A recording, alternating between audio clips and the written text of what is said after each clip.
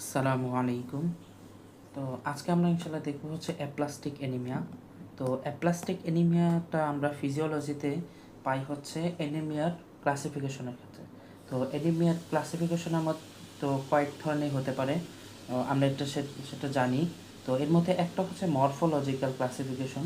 তো ওই মরফোলজিক্যাল ক্লাসিফিকেশনের মধ্যেই একটা প্রকার আসে হচ্ছে নর্মোসাইটিক নর্মোসাইটিক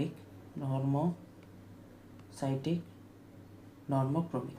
তো ওই নর্মোসাইটিক নর্মোক্রমিকের একটা এক্সাম্পল হিসেবে আমরা দেখতে পারি হচ্ছে অ্যাপ্লাস্টিক অ্যানিমিয়া। তো এই জিনিসটাকে যদি আমরা খুব সহজেই ডিফাইন করতে যাই, তাহলে আমাদের যে জিনিসগুলো আমরা মানে ফ্রন্ট লাইনে আমরা যেই সমস্ত জিনিসগুলো পাবো, এক নম্বর হচ্ছে ব্লাড কমে যাবে।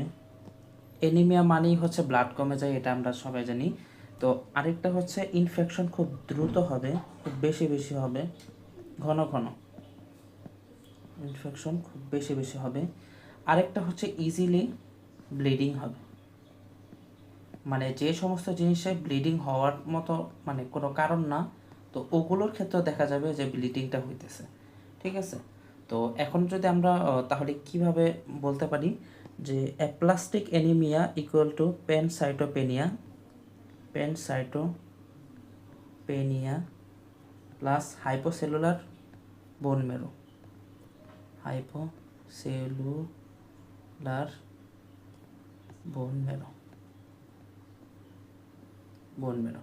তাহলে জিনিসটা আমরা কি বললাম, প্যানসাইটোপেনিয়া। তো এই জিনিসটা কি, এটা হচ্ছে আমরা জানি যে আমাদের যে ব্লাডের 3 ধরনের সেল থাকে। কি কি? RBC, WBC, platelet.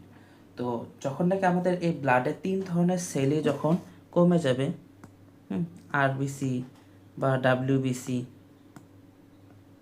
পরে প্লাটিলেট, এগুলো যখন কমে যাবে, তো ওই অবস্থাটাকে আমরা বলতেছি হচ্ছে প্যানসাইটোপেনিয়া। আর হাইপোসেলুলার বোন মেরো তাহলে কি? তো এই জিনিসটার ক্ষেত্রে আমরা যেটা বুঝতে হবে যে আমাদের যে বোন মেরোতে এটা নর্মালি ব্লাড ফর্মিং যে সেলগুলো আছে ওগুলো খুব বেশি বেশি থাকে। ঠিক আছে। তো এখন যখন নাকি এই অ্যাপ্লাস্টিক অ্যানিমিয়াতে ওই ব্লাড ফর্মিং সেল এগুলো কমে যায়। তো এগুলো কমে গেলে সেই জায়গায় কি ডেভেলপ করবে? ফ্যাট।